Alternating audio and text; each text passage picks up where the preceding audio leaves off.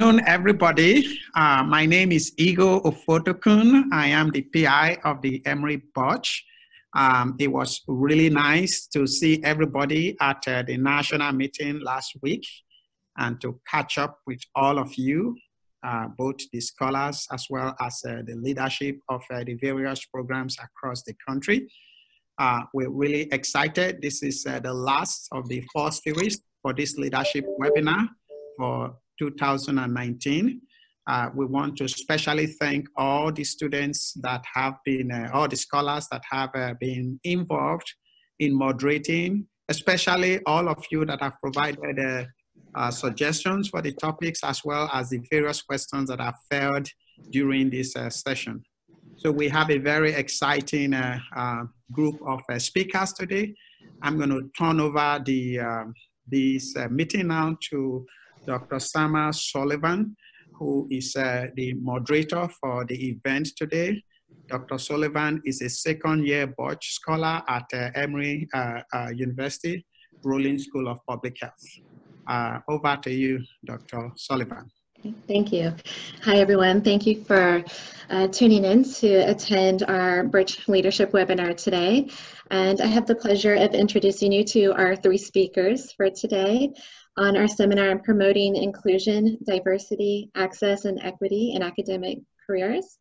One of our panelists is Dr. Victoria Fraser, who is the Adolphus Busch Professor of Medicine, Chair of the Department of Medicine at Washington University School of Medicine, and Physician-in-Chief for Barnes-Jewish Hospital.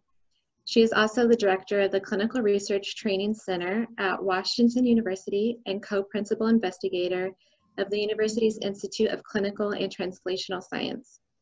In 2017, she received the Human Rights Campaign Foundation Ally Equity Award, and she was elected as a member of the Infectious Disease Society of the American Board of Directors. We also have Dr. William Powderly, who is the Dr. J. William Campbell Professor of Medicine and the Larry J. Shapiro Director of the Institute for Public Health, also at Washington University in St. Louis. He is also co-director of the Division of Infectious Disease at WashU School of Medicine and director of the Institute of Clinical and Translational Sciences. And he is former president of the Infectious Disease Society of America. And we also have Dr. Cynthia Sears, who is professor of medicine and oncology at Johns Hopkins University School of Medicine, as well as professor of molecular microbiology and immunology at the Bloomberg School of Public Health. And she is also the immediate former president of the Infectious Disease Society of America, and also has a commitment to improving the health of all people, communities, and society. So I'll go ahead and turn our webinar over to our speakers for today to share their experiences and philosophy on this topic.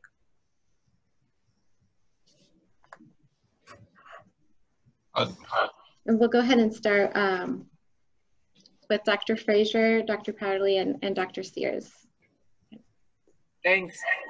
So it's a real honor to be able to participate with the Butch Scholars Leadership Seminar.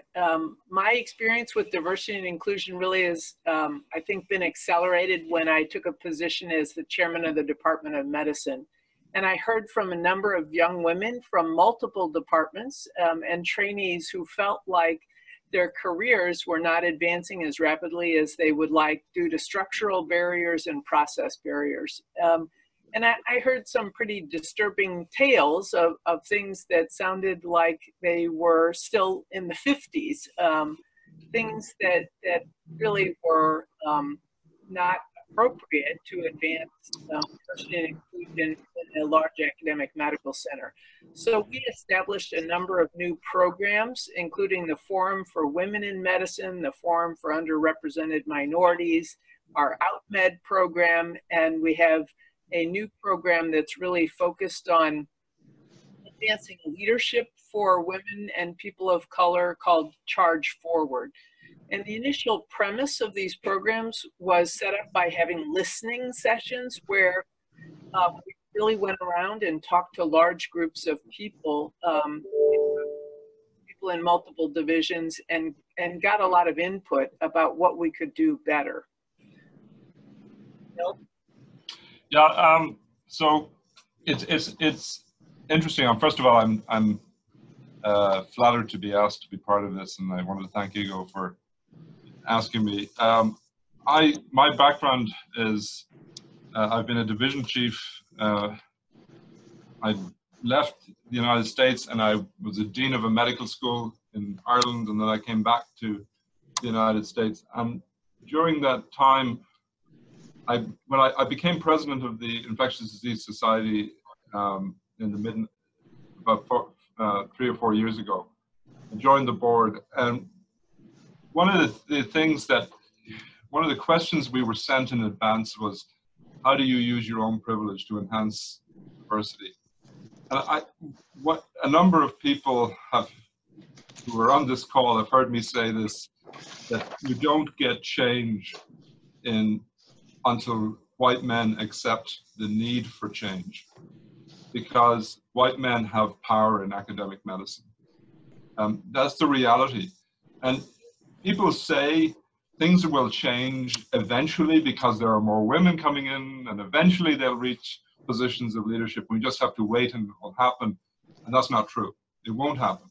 It won't happen unless there is an active process, an active decision by people who are currently in leadership to do something about it.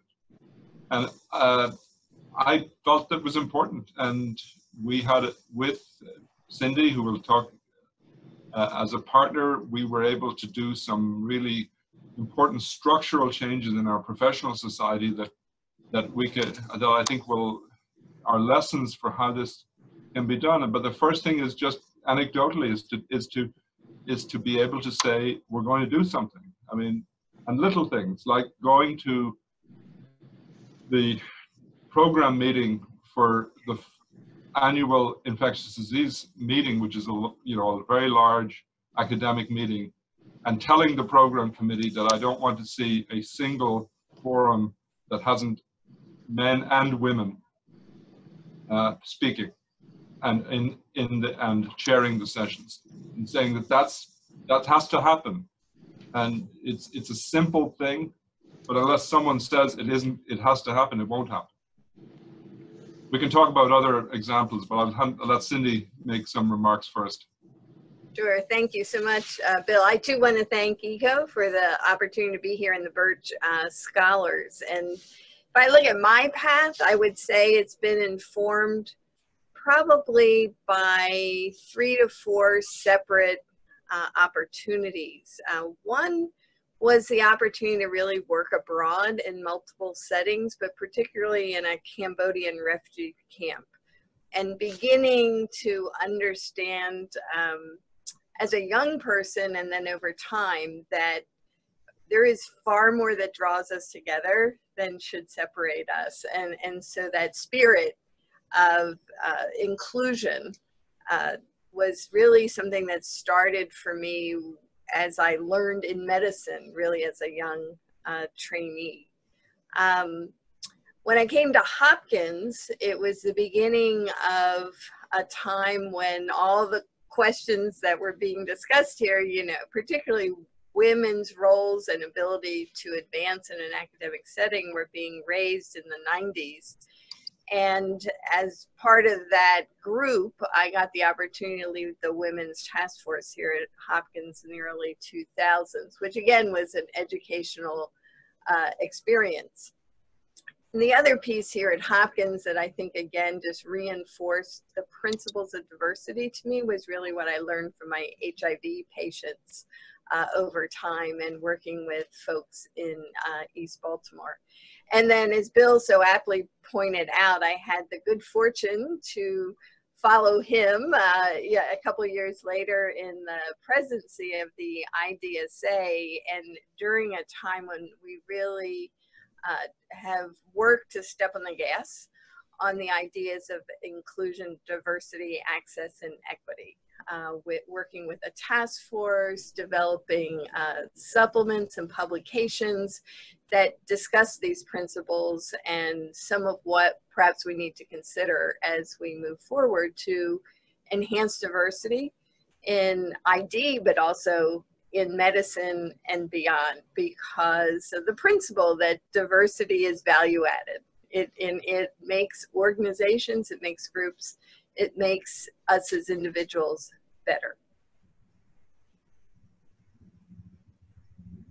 So one thing I think has made a huge difference for us in the Department of Medicine relates to making true structural changes. So when we started looking, we did survey, culture, climate surveys, and looked at our processes. We found that there were lots of episodes of unconscious bias and also structural barriers that limited the recruitment and retention of women and people of color. So we had set, arbitrary cut points for board scores, for honors and awards, and even time limits that disproportionately negatively impacted women because of childbearing responsibilities or family responsibilities. So we started really aggressively looking at all of our even unwritten policies that could hold people back. We mandated 4 hours of unconscious bias training for people. We mandated prevention of harassment training and ally and upstander training for people. And then we really set policies in place to foster, to mandate actually, that our search committees were diverse and had a significant proportion of women and people of color, not just one, and you couldn't count a Black woman as a twofer, that you really had to have at least 30% women and at least 10% people of color. And that physical presence started really changing the dynamic at promotions committees, at search committees, and also that we set rules for how wide the net needed to be cast for our recruitment efforts, so that a more diverse pool would be identified in the beginning, but also brought along through each step of the process. And then our leadership development programs have also helped advance women and people of color by identifying their interests, fostering on career development, how to write letters of recommendation that don't use gendered language that could negatively impact women and people of color. And those structural changes really made a phenomenal difference.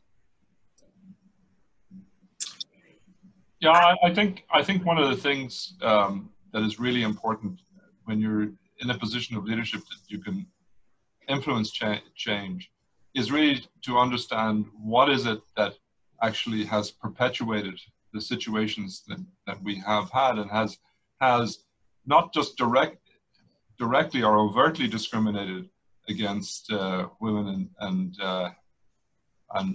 underrepresented groups in medicine, but covertly or unconsciously have discriminated against them. And part of it is what Vicki mentioned. But the other part is actually that very early on in careers, men, and particularly white men, have advantages in terms of networking, in terms of being able to being networked. And the way people are mentored from the very beginning is actually quite different. And so understanding that and putting in structures and reforms that will ensure or minimize that or give more advantage to people who historically have not had those connections is really important. So one of the things that we've done here in our started to do in our CTSA, for example, is mentor training. So not only do we make sure that everybody has a mentor, but we are starting to address what is mentoring, what are the things that mentors need to bring to the table and understand their role in advancing the careers of their mentees. And that's really important because that you can have unconscious bias in the way that a mentor will approach one trainee compared to another, and not recognize that they're actually doing it differently. That when they go to a meeting, they introduce their if they're a man, they introduce their male trainee to a group of colleagues and go out to dinner and have a drink with them, and don't do that for others. And so little things like that are actually very important, and helping people understand that. And then when you move on at a structural level, you can incorporate that into how we identify people who will come into leadership roles. And that's what as Cindy said, that's one of the things we've been trying to do in the Infectious Disease Society is really help people be identified and self-identified at a much earlier phase, so that we can help them to develop into the areas they want to succeed in. One thing we've noticed in the society is that when we issue calls and ask for engagement from our members, there's remarkable talent out there from diverse types of individuals. So we have recognized that we're not mining all the talent we have, and that as a society we'll be stronger if we can enhance those processes. I can add, I think many of the programs that Vicki and Bill have talked about are very similar here at Hopkins. Perhaps one additional one we've done here is when recruiting to our residency as well as our graduate programs, we have a second look approach where we bring back individuals of color or of diverse backgrounds at no cost to them, to help to connect them even more deeply to the resources here at Hopkins, which is a big institution. And the third thing that came to mind as I was listening was, one of the things I think that challenges us all is implicit bias. It's a very distressing, for me, topic, recognizing that each of us unconsciously will probably exhibit bias, and learning how to recognize that within yourself. I think this is, it's an individual as well as an community-based challenge to be fair. I think, one thing we've done recently that has really been eye-opening for people is doing gender pay equity studies, and that's been a hot topic in the literature, and I think is really important for us to focus on. So over the past several years, we've developed a process by which we evaluate all of the faculty salaries from every department and every faculty track, and putting in predictor variables that could impact compensation, and then really looked for if there were differences between men and women. And this has been demonstrated in the literature, I think has been very common at a number of institutions in which, for unclear reasons, women are often paid less. And it's complicated. And my personal sort of sense of this is when I look at it now from having 700 faculty and making offer letters and really trying to advance people's careers, I think there is a more consistent approach by men to negotiate for a higher salary at the time they are receiving initial offers. And women do that a little bit, but not clearly as much in my experience as men do. So that creates, one difference that starts very early on in somebody's career. I have also seen that men are more likely to look at other jobs and potentially leave for bigger salaries or bigger positions and leadership positions, and often are quite confident that they're ready for that, perhaps earlier than others might think they're ready for that, compared to women who often think they're not yet ready for a promotion or a leadership position, and are less likely to look at other jobs because they're also often juggling family responsibilities and not as mobile. And so those, the initial negotiation and the retention packages, as well as many of our incentive plans that are often linked to procedural specialties, to RVUs, to nights and weekends and extra shifts, often also increase salary for people who are highly motivated in that arena. So we have been, working very hard to take, what is unfair out of our process, and that every time we make an adjustment, we go back and look at everybody else in the pool and see if we need to make equity adjustments. And we do these gender equity analyses now regularly every year and make equity adjustments. And the great news is, and Bill hasn't heard this yet, but we just looked at our most recent Department of Medicine data for fiscal year 20, and there were no differences between men and women in the department. We have, corrected all the past inequities, and so we're very happy about that. But I think it needs ongoing, direct, transparent evaluation year after year, because it's just so common. I agree with what Vicki said. We've been doing annual salary reviews at Hopkins for at least 20 years now, since the initiation of the Women's Task Force in the 1990s. And small differences have persisted that are gradually being eroded. And the reasons for them have always been a little bit unclear, but it takes incredible vigilance, I think, to avoid these shifts that happen when somebody negotiates something and then throws the range out of kilter for others. It's tough to be fair all the time. Yeah, I want to just touch on something that is relevant to what Vicki said, because we've been talking a lot about gender equity, and obviously that's critically important, because that's been a huge problem for, as Cindy said, for many, many years. But the other part of inclusion, equity, and diversity is underrepresented groups in medicine, and that's even harder and trickier. I mean, what we found in IDSA is we've actually fixed the gender issue fairly quickly. I'm not saying that it's permanently fixed. We will have to keep paying attention to it. But we now have a board for the first time in history that has more women than men on the board. And when and it has gone from a relative tokenism of 1 or 2 on a 15-person board of directors of the society to a majority of women and women in leadership positions. And that's great. But it's a bigger challenge. And there are a couple of, I think, really important issues that we have to understand, and particularly as Caucasian people who haven't had the same experiences. And Vicki talked about the fact that men often think they're ready for leadership roles, and women tend to downplay themselves and not advance themselves in the same way as men do.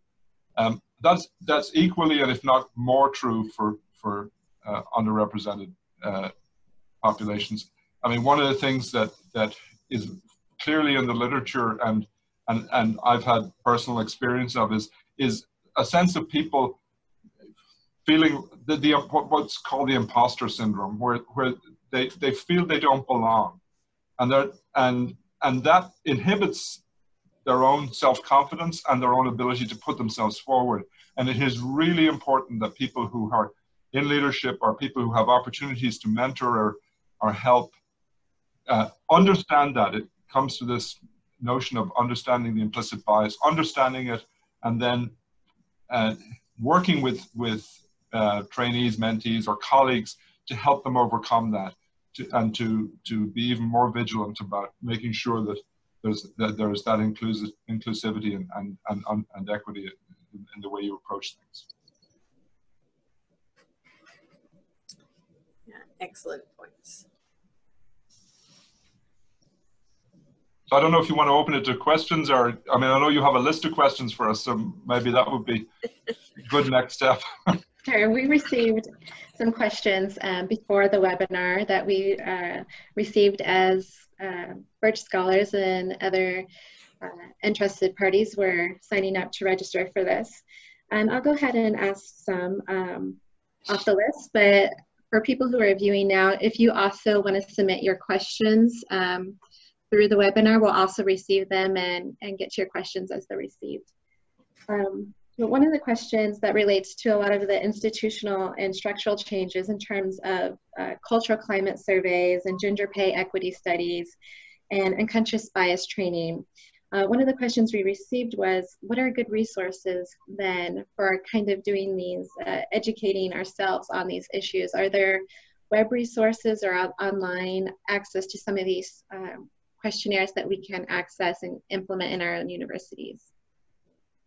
So there are a number of resources that are available. So one that we've heavily relied on is a program called Catalyst, which is a not-for-profit organization you can join as a member. They really geared towards Fortune 500 companies, but their whole mission is to advance recruitment, retention of women and people of color.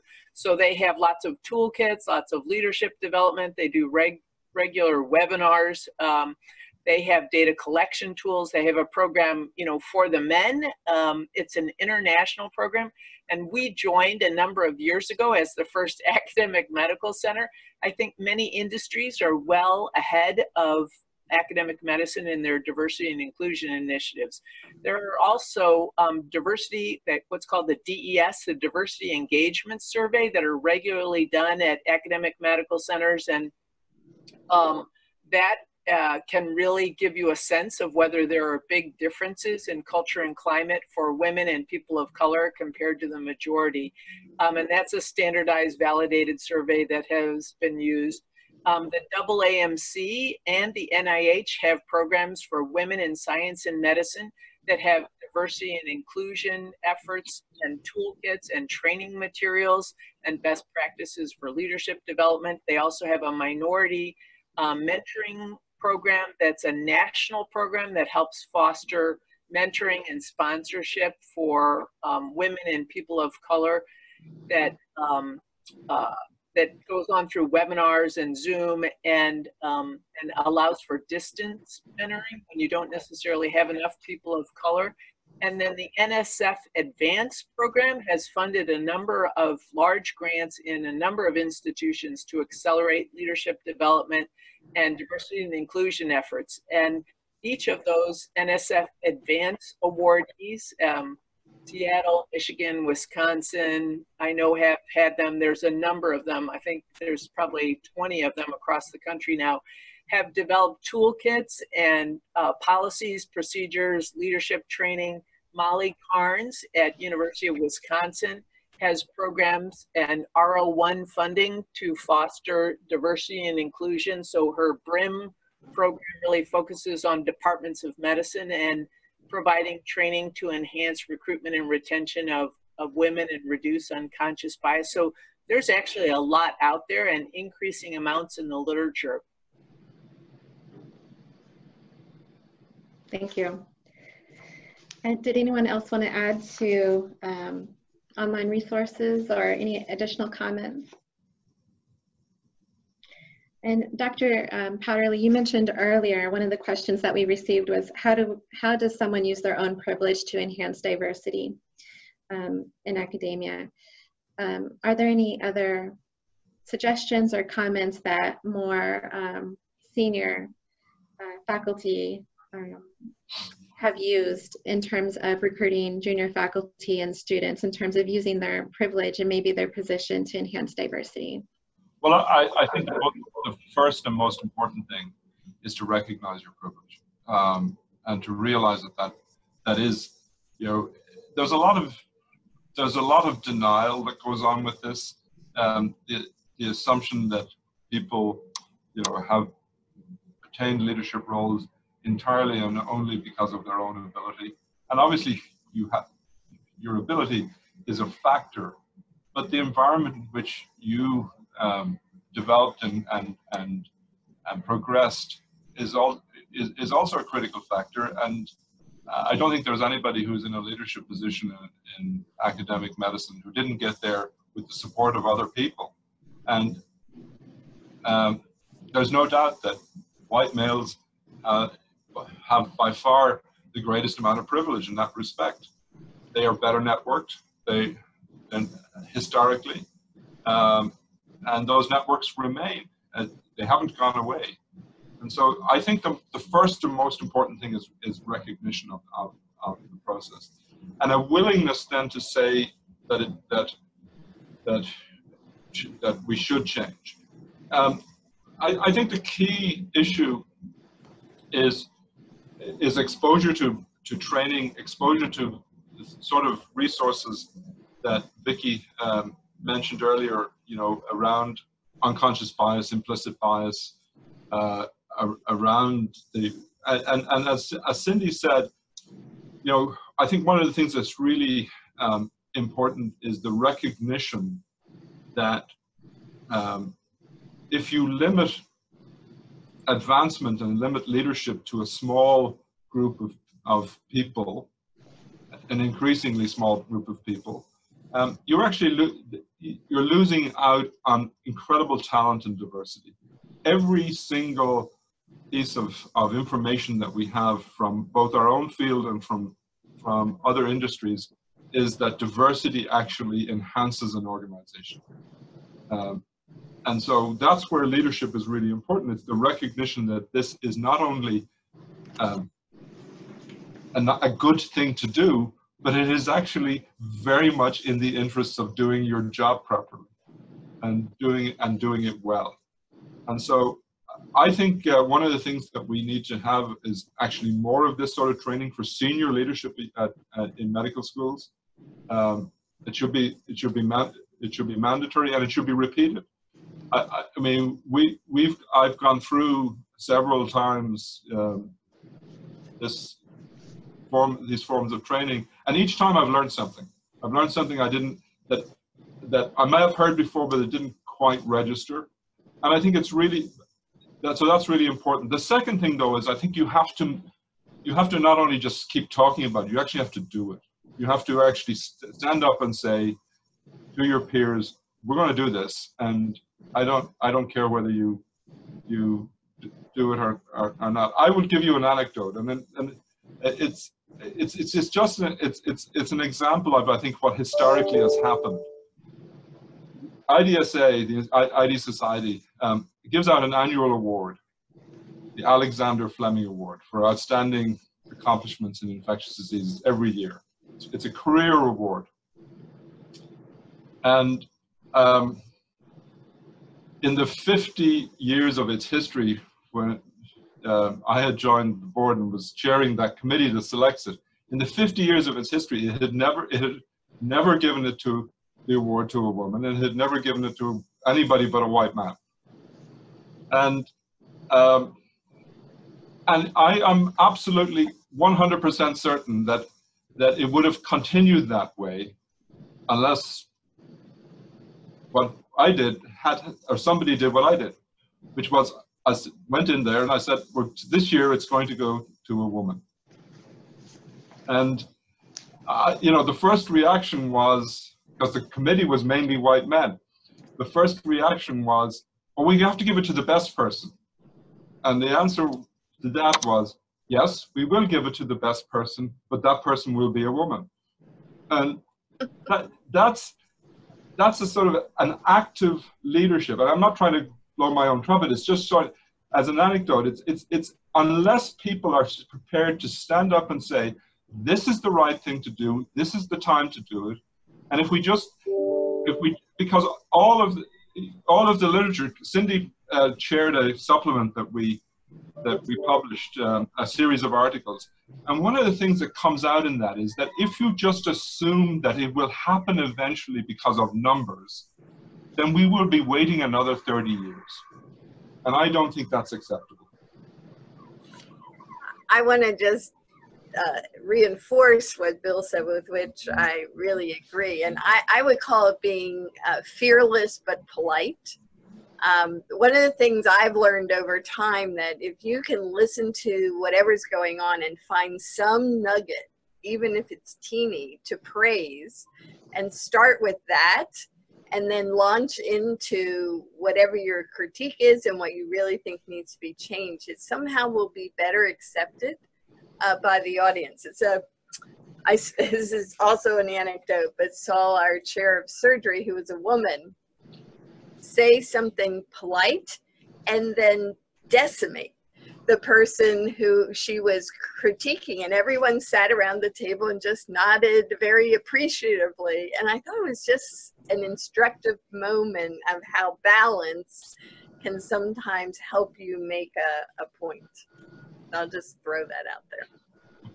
The other thing that helps a lot is being data driven and tracking things. Some of this stuff is just invisible to people because they've never looked. And so we set up this program called Women at the Podium, and it really was to track the number of women that were invited speakers from outside and inside, the number of women that were giving important presentations in the department, and also the number and proportion of people of color that were giving talks. And we said it must reflect our faculty and our trainees. And when we started tracking it, surprisingly, it was not diverse and inclusive. It was predominantly male, and it might have been appropriately sort of Middle Eastern, Southeast Asian based on population, but not minorities, underrepresented minorities, and not women. So we set targets for people and said, you know, you can't do this. All these honors, awards, the invited speakers really have to be diverse and inclusive, and that's our expectation, and we're tracking it. And we make the divisions in the department report on it. And initially, some people said, well, there aren't enough, good, X out there, or there aren't these kind of people out there. But we said, we'll help you. We'll cast a broader net, and we'll get recommendations, and we guarantee there are enough great people out there. And miraculously, when people started looking and asking for recommendations, they got extraordinarily diverse speakers who were fabulous. And now our numbers are really where they should be. So, but it took, attention to it, data, and then setting goals. And it made a big difference. Yeah, I couldn't agree more. One of the things that we have done in the ID Society, as an example, is we've looked at our members and said, okay, what do our members do in terms of diversity? What do they look like? And we're as a subspecialty of medicine, we're about 50% women, 50% men. 34% of our members do not identify themselves as Caucasian. And so we have set very clearly as a board of directors, very clear goal that our leadership structure within the next 2 years will reflect that diversity of our members, so that our leadership, so that when people come to our meetings and meet the board of directors and the other people in leadership, they're going to start seeing people who look like them. And that's important, because if you're a young person and you say, and you decide for whatever reason, and believe me, it may not be the right goal, but you decide, I ultimately want to be a leader, take a leadership position in my specialty society. If you don't see anybody that looks like you, then you automatically are sort of saying, well, will I ever get that opportunity? And I think it's really important that those sort of signals are sent out very, very quickly. And that's, again, that can only happen with current leadership, as Cindy said, current leadership adopting it and saying, we're going to have this goal. Good points.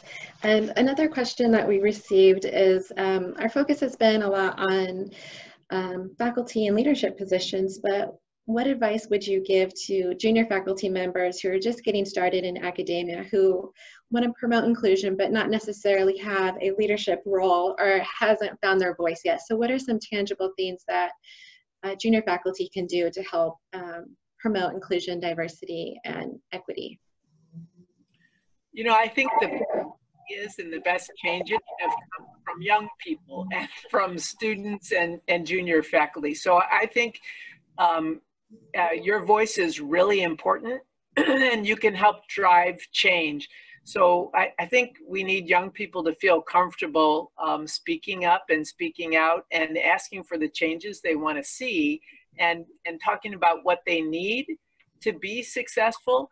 And also, if there are things that are happening that are hurtful, to bring those to somebody's attention so that we can do a better job reducing toxicity in the environment and ensuring that we're addressing micro cultures, because we may have very different cultures and climates in different divisions or different labs, and the sooner people in leadership roles and senior faculty are made aware of those problems, the easier it is to fix them and to get training in there and to change policies to make it better for young people.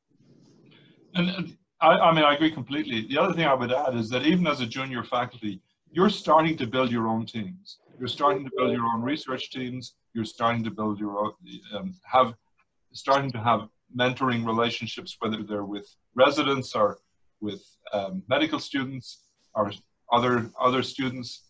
And so you can actually create that culture within your own lab, within your own research group, and set the tone very clearly yourself. Paying attention to diversity, inclusion, and equity within the team you're building, but also not as you're educating and teaching that next generation. You may feel like you're a junior faculty, but to an undergraduate, you're already a professor. You're already somebody who's really up there. And so setting that tone early and being conscious of it and being the agent of change that you want everybody else to be as well is really important.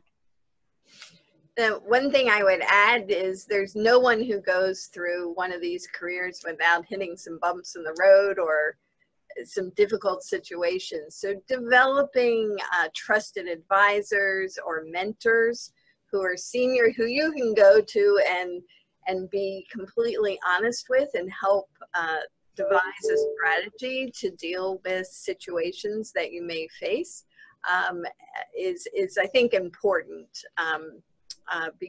Being open and being able to talk these things out in a comfortable way will be helpful to take away the stress that you might take home worrying about these things. I think another thing to watch out for, though, is that sometimes trainees, junior faculty, people of color at any stage get disproportionately asked to do mentoring and to do diversity work. And that can be a double-edged sword, right? So it's great in the sense that it is important in advancing those missions, it engages community and networking, but it takes a lot of time and effort, and it's not always recognized and rewarded in terms of career advancement. So, I think as institutional leaders, it's on us also to protect people to some degree, to make sure that they're not overly taxed. In the literature, it's actually called the minority tax. And if people want to do these kinds of activities, that we reimburse them, or that we get them appropriate leadership titles and career advancement and recognize that as part of their leadership and their career development. But I think particularly for young people, you have to periodically talk to your mentors and your division chief about your portfolio and say, am I doing too much of this, and what am I really going to be promoted on? And make sure your time and effort is focused on the most important things, and that you don't get pulled in too many directions, because I think that happens a lot. No is a very valuable word to be comfortable using as you go through your career. Good points. And then another question received is, in academic processes, they often move slowly. So how can universities be responsive to urgent needs to improve diversity, faculty, and leadership? So I think when I think of urgent needs, I think of things, if we have toxic climates, harassment, unfair or illegal activities going on in terms of questions and searches or recruitment processes or just day-to-day activities, those are urgent, emergent, and they need to be addressed right away at the highest level of leadership. And we need to be able to work with people to train them and to have additional action plans so that really stops and never happens again. I think it's also urgent that we're following best practices for recruitment and retention of women and people of color, that we're ensuring pay equity. And then I think the things that are long-term commitments are really to set goals and to measure change, because it's not easy to just recruit, tens or hundreds of people to make it so it's 50-50 in every division, in every department. So I think our long-term projects also have to include pipeline development, and that has to start at really early ages, grade school, middle school, high school, getting people excited about careers in science and STEM, and making sure they have adequate curriculum, training, exposure, so that they can see these are great careers, but they also have enough coursework that they can be successful. I think we need post-baccalaureate programs and real partnerships between academic medical centers and junior colleges, minority serving institutions, and the community. So we are really trying to advance people's career and success.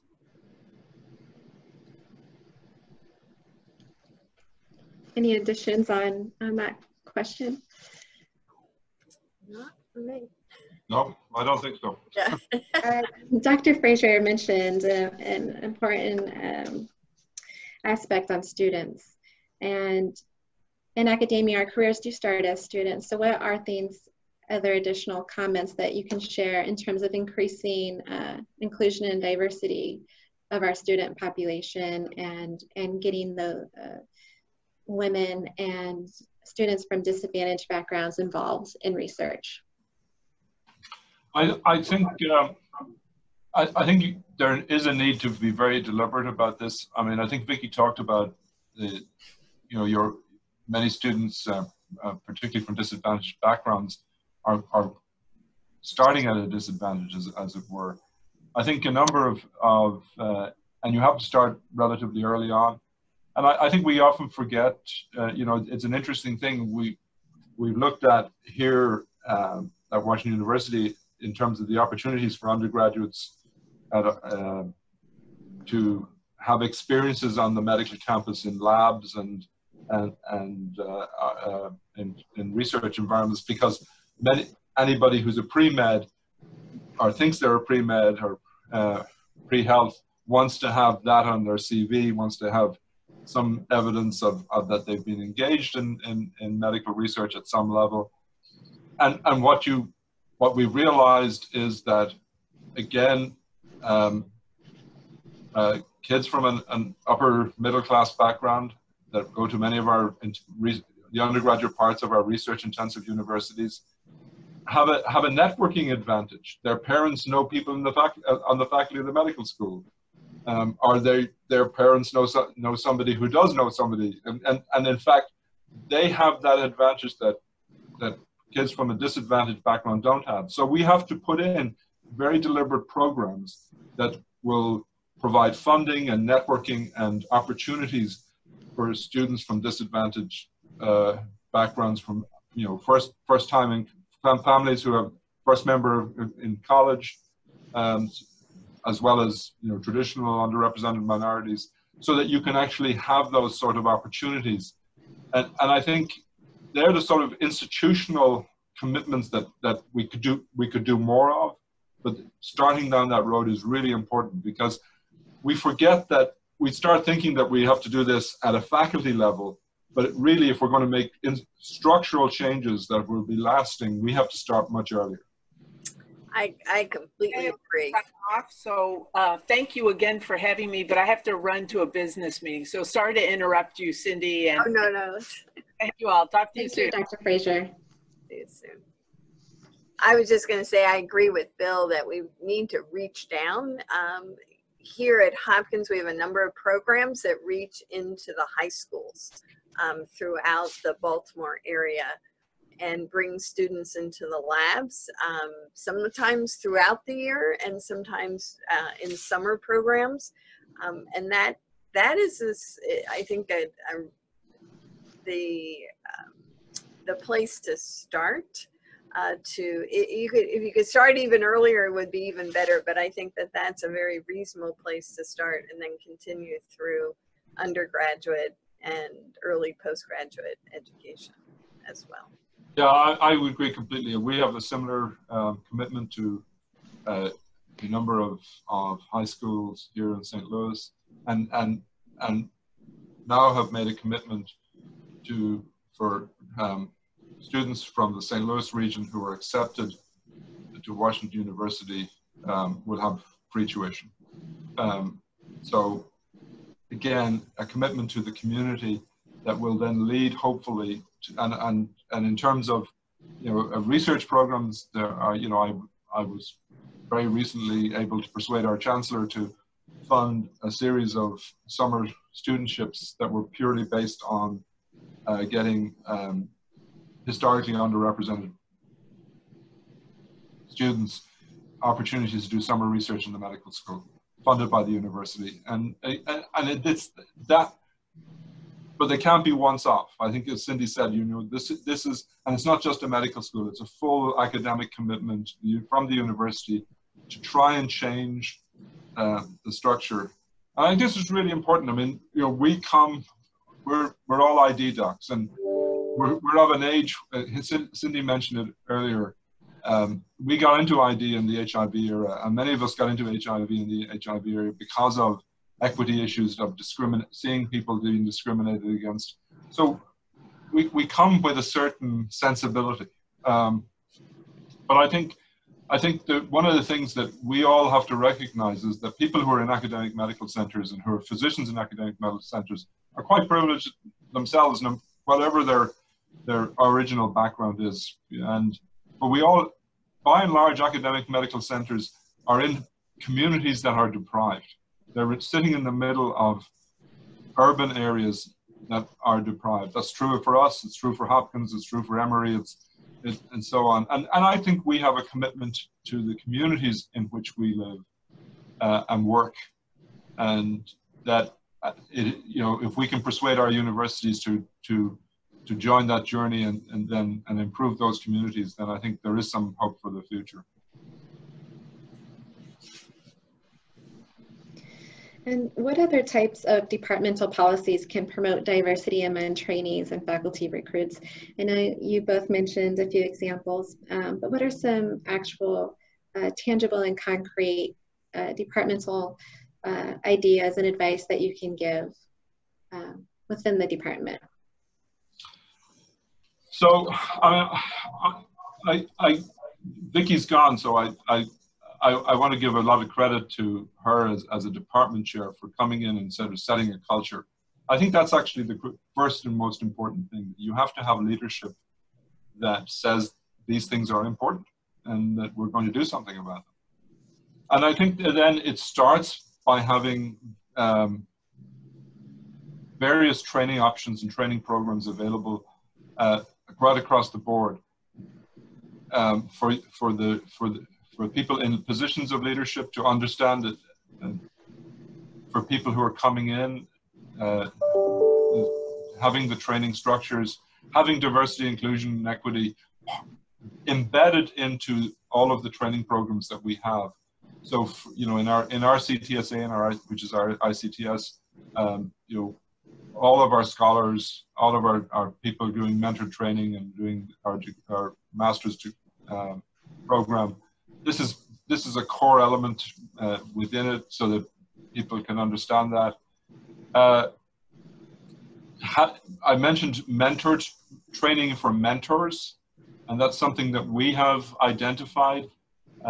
The inconsistency of mentorship means that if you have, even when you have a system that says everybody needs a mentor and everybody needs a career development plan and a team of mentors, as Cindy said, not just one person, you can't ensure the quality of mentorship. And you know, mentorship is a complicated relationship. It's as complicated as a long-term romantic relationship. If you don't get on with the person that is your mentor, it can be toxic and unhealthy.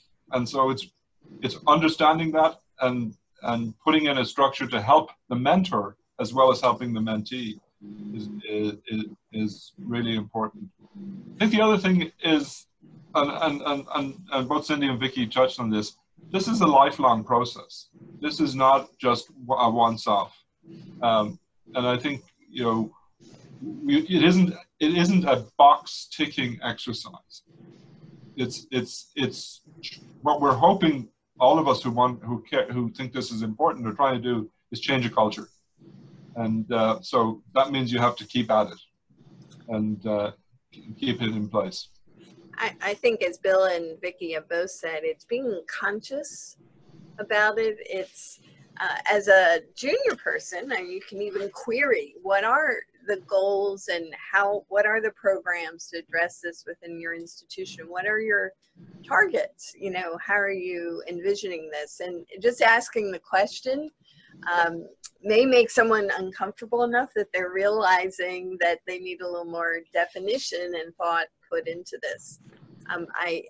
Again, in the 90s, I've been here a long time at Hopkins, we had a paucity of diversity, and they started by building a program with medical schools in Hispanic regions as a first step, and then much more deliberately changing our interview and invitation processes. And once the culture starts to change, it builds. And our floors and our meetings and our leadership look so different today compared to 10, 15 years ago. And it really, it has so enriched the environment. I recently realized, and this was not done consciously, but in my lab group of about 15 individuals, I realized I don't have a single white man as part of my group. And it's all women and a number of women of color. And then I have 3 men who are all African American. It wasn't conscious. They were the best candidates, or they came to me for a position. So we, you know, reflecting on that, you know, I'm grateful that we were able to build a diverse culture within our group. Thank you. Thank you, everyone, for joining. Are there any lasting questions from anyone to answer online? Or any comments, Dr. Ofoto-Khan? Thank you. This has been a great experience. I am particularly thankful to Cindy and Bill and Vicky. I have watched them at the national stage, and I know their commitment to drive this issue, not only at their individual institution, but nationally within our society, the Infectious Diseases Society of America. We're really grateful for you coming to share your thoughts with us at this program. On behalf of the Butch program, which I think there are 20 of them across the country, I really want to thank you for doing this. This has been extremely inspiring for me. Every time I listen to all 3 of you, I gain something. As a minority, you have really had a significant impact on my career as well. Thank you. Thank you very much. Thank you. Have a wonderful holiday, everyone. Yes, I just wanted to take a minute to remind everyone to stay tuned for the next speaker and date for the next webinar, and then also to please complete the survey about today's session. It's helpful for the Birch program and evaluation if you could do that. And again, thank you, everyone. Thank you. Have a happy holiday to everyone. Happy holidays. Yeah. Take care. Thank you.